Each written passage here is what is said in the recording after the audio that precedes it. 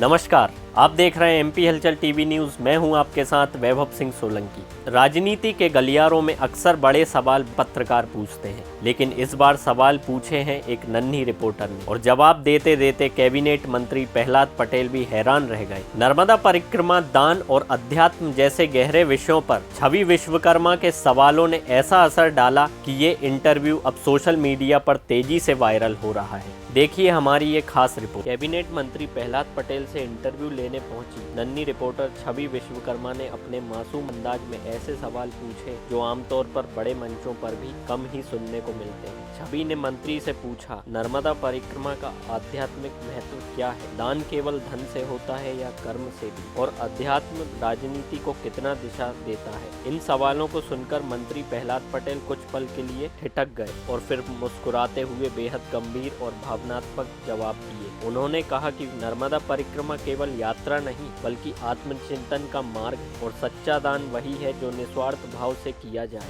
ये इंटरव्यू सिर्फ एक वीडियो नहीं बल्कि एक संदेश है कि सवाल उम्र नहीं देखते और सच्चाई मासूम आवाज से भी निकल सकती है। नन्ही रिपोर्टर छवि भारद्वाज की ये खास बातचीत हर मंच पर चर्चा का विषय बनी हुई है। वैसे मैं तो आपके सामने कुछ नहीं, फिर भी आपसे कुछ प्रश्न पूछने का प्रयास करती हूँ।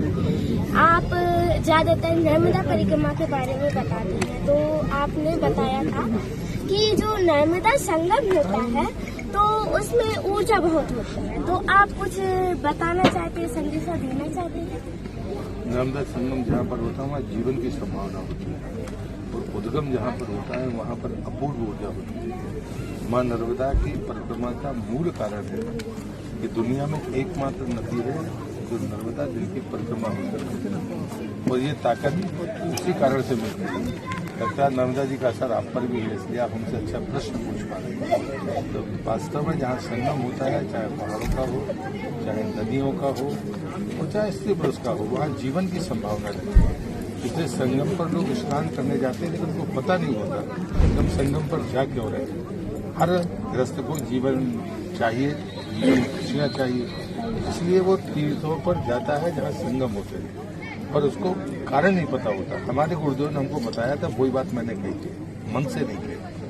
तो आपने बताया भी था भील के बारे में, जिन्होंने आपको 3 रोटी का आटा दिया था, और वो संदेशा जो संदेशा आपने दिया है वो आप देना चाहते थे या भील देना चाहते थे या आपके गुरुजी देना चाहते थे? किससे पता चला आपको? पहले मेरा भी पता ये मुझे मेरे पिताजी ने बताया और मेरी दीदी है वो। गजब के सवाल किए। संदेश कौन? संदेश देने वाले हम तो कोई नहीं होते। भील तो पता ही था, वो शराब पिए हुआ था, लेकिन उसको ये पता था कि ये गाँव में वासी भिक्षा मांग रहा है, तो उसकी खुराक होगी 10 रोटी की, लेकिन उसके बाद आटा था 6 रोटी का, उसने 3 रोटी का मुझे दे दिया। तो मैं हमेशा कहता हूँ उसने संदेश ये दिया कि धरती में उससे बड़ा दानी कोई नहीं। मेरे पास खाने का जितना हो उसका आधा मैं दान कर दूँ, इससे बड़ा दानी कोई नहीं। गुरुदेव ने एक संदेश जरूर दिया कि आधी रोटी खाने से अच्छा है किसी को पूरी रोटी मिल जाए। तो हम 6 लोग थे, सामने 3 और भूखे थे, तो उन्होंने कहा कि 3 को 1-1 रोटी का आटा दे दो तो कम से कम उनको आधार हो जाएगा। अब अपन को 3 दिन से नहीं मिला था, एक दिन और माई का दूध पीकर सो जाते हैं, वो नर्मदा जल को दूध कहते हैं।